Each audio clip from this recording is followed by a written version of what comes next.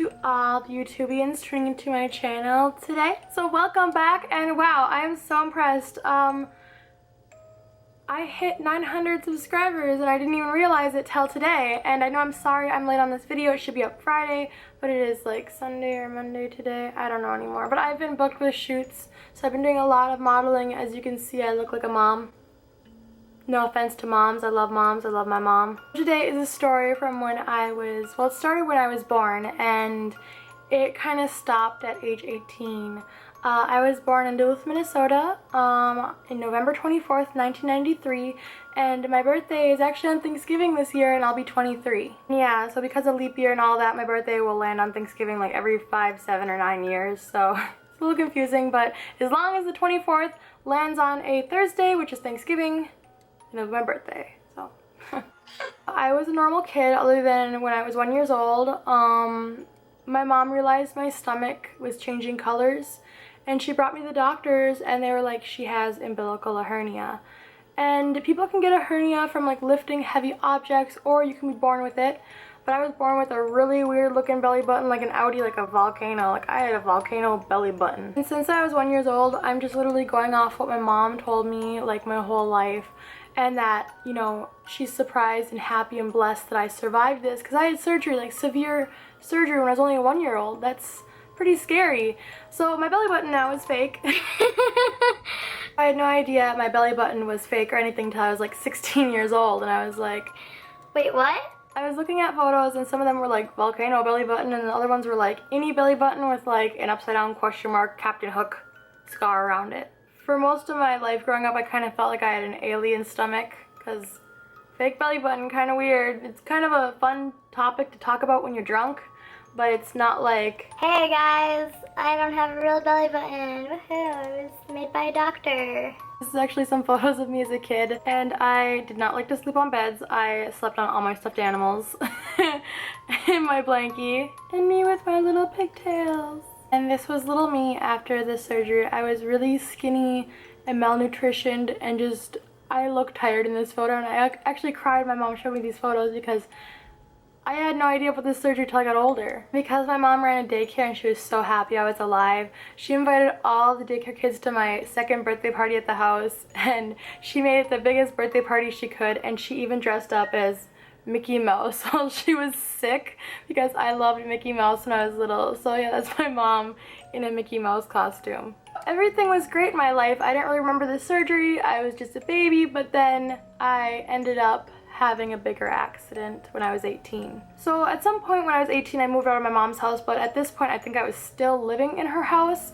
And what happened was, I remember I had a hard time eating for a couple days and I'd puke and I couldn't go to the restroom, and I know this sounds really gross, so sorry, but I started feeling this severe pain in my stomach on my side and I could barely stand up, I could barely walk. My mom and her boyfriend had to carry me to the vehicle. I think Butch was still in her life, but I'm not sure. But I remember people carrying me to the vehicle because I could not walk. And we get to the ER and we wait forever and I'm crying. I feel like I'm having, like, I've had ovarian cysts before, but it was a little more painful than an ovarian cyst, and I couldn't eat food, I couldn't do anything. After we get to the doctor, he looks at me and he does some vitals and he says to me, you have a bowel obstruction.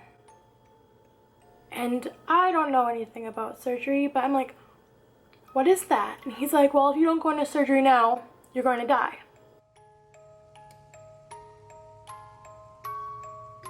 And part of me wanted to run out of the room and just be like, no, no surgery, no, but I couldn't, because it was literally, you have this surgery or you're dead. So a bowel obstruction is when your bowels are tied in a knot, meaning you can't use the restroom and you can't eat anymore. Pretty much you are starving to death and you can't use the bathroom, you can't eat anything, even water made me sick. What they did was they took a big tube and they shoved it through my nose, down my throat, and into my stomach to drain out my stomach. And let me tell you, it is so painful. I wasn't on any painkillers, I was just totally sober, just totally fine. Sticking a tube through your nose, down your stomach, down your throat and your stomach is painful. It is worse than getting like a strep throat test where they stick that cotton swab in the back of your throat. I would have had 50 million of those instead of what I went through that day. That night, they rushed me and pepped me for surgery, for immediate surgery, because it was so severe. And I remember crying and thinking I was going to die because I've never had surgery since I was 1 year old. And I still have my hospital bracelet from this event. This is my hospital bracelet with all my information on it, and it says I was admitted 7/27/2012. And yep, 18 years old, female. And I feel like I kept this because it was such a scary part of my life that, you know, I'm just thankful for every day I have, because some people, when they go into surgery, they're not lucky, they don't come back. And I feel like because I've almost died so many times, I am meant to be on this earth for a reason. And I'm still yet to find that reason, but I am blessed for every day I am given. I remember laying in the bed and my mom crying, and she gave me this ring, and it's really kind of stupid. It's like a cheap little beaded ring, but it meant so much because she's like, I'll be here when you wake up, and keep this on your finger, and everything will be fine, and I'll see you after the surgery. And I remember crying and talking to her and looking at her, and I don't even remember, sorry guys, I don't even remember passing out. I remember talking, and then I thought I closed my eyes for 1 minute like I was blinking, and then I opened them. My mom's like, you did so good. And I'm like, what do you mean? And I'm like, when am I going in? And they're like, you already did. And all I could think was, am I going to look like this forever? I had no feminine shape to my body. I couldn't stand up. I could barely move. They had me on self-serve Dilaudid, which is like the heaviest painkiller you can get. And every 10 minutes I could press a button and self-serve because it was that much of excruciating pain. I had heart monitors on. I had 2 IVs. I had one in my arm for a feeding tube, and I had one, you know, doing something else, giving me fluids. I had leg pumps on, like for your arm when you go to the doctor, but they were constantly squeezing my legs to keep my blood flowing because I couldn't walk.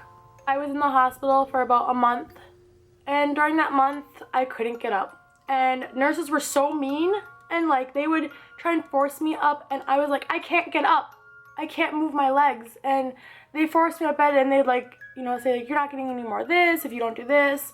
And I couldn't eat. They'd barely let me chew on ice chips. And you know how painful it is watching Red Lobster commercials on the TV while all you can eat is ice chips?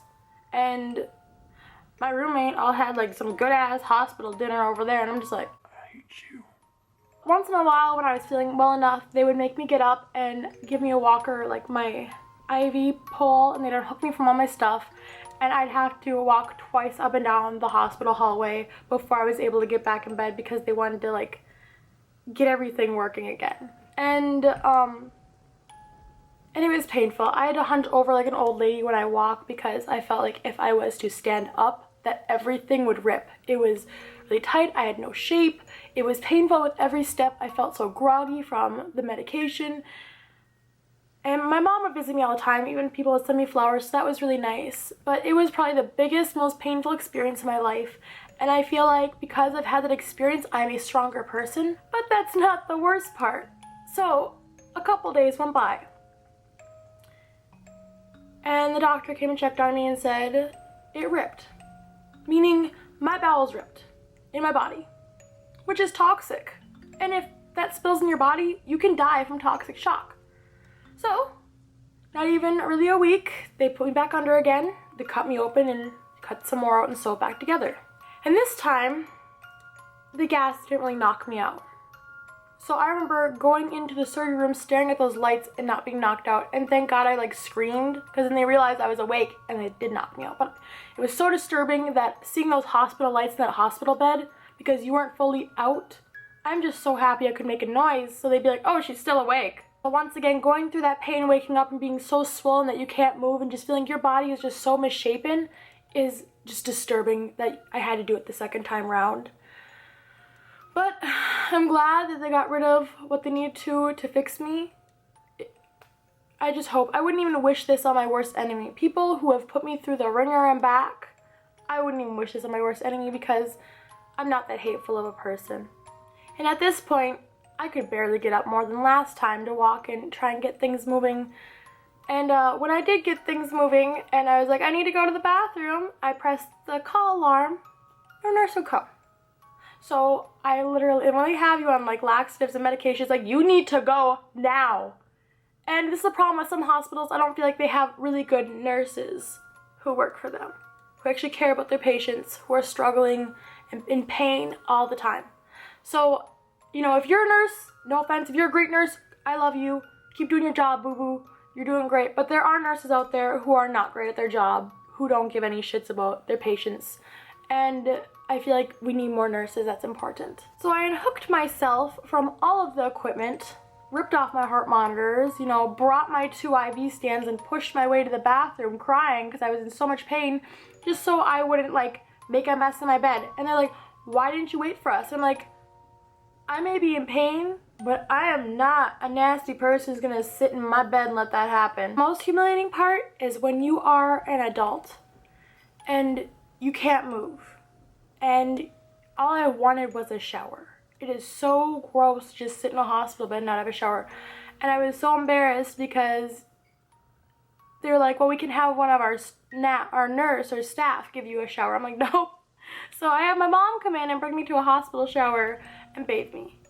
And my mom is such a great woman that she worked a full-time job and she made time to be there for me and take care of me when I needed it the most. After all that stuff, about another 2 months, I finally get out, I go to my mom's house, and then I have to go back because I'm having more pain. I get back to the hospital and I lift up my bandages and there's a gaping hole in my belly button. They forgot to stitch up a part of me. So I go back and I'm like, oh, just pack gauze in there. You know how bad it hurts to take tweezers and pack gauze in an open wound? And my mom had to help me with that twice a day. That was horrible. So when I'm finally just done with all this stuff, my mom's like, I'm gonna go to the grocery store. I'm like, I wanna come with. So I literally clinged onto a cart and just made myself walk because I wanted to be independent again. And I was really skinny, really skinny because I couldn't really eat and I was on a feeding tube after I got out of the hospital. But I remember the best part was I'm with my mom and we're home finally and it's raining and I'm like, let's go walk in the rain. Usually I care about my makeup or I care about my clothes, but it just felt so good to be walking again. So I walked in the rain around the block with my mom and it was the most fresh, refreshing, happy feeling that after all that pain and suffering and struggling that I made it and I'm alive and I got to play in the rain with my mom. You know what, I actually think I have a picture of myself after I got out of the hospital with my mom, so if I find it, I'll post it right here. So yeah, that's what I looked like after the hospital. I know it's a horrible photo of me when I was 18 and yeah, I had black hair, but I feel like it is important for me to share my life with my hologram family because I don't want to just be another YouTuber that's just like, oh hey, look at my makeup, oh hey, look at everything I have. I feel it is important to share with people in your life of what you've gone through and real experiences because you never know, there's people out there who could be watching this who might have to go into surgery or have been through surgery, and I feel like it's important to connect with people on a real level. So that's my video. I hope you guys enjoyed my little story time and sorry for getting a little emotional. It's just still a touchy subject and emotional even though I'm like 23 years old and it was when I was 18, but I'm happy you guys are here and I'm thankful for you for watching this video. If you watched the whole video, thank you for getting through my long ass story time video. I appreciate it. And if you want to see more, join the Hologram family, like the video if you enjoyed it, and subscribe. Join the Hologram family, like I said, I just said that. And I will see you guys next week very soon. Bye!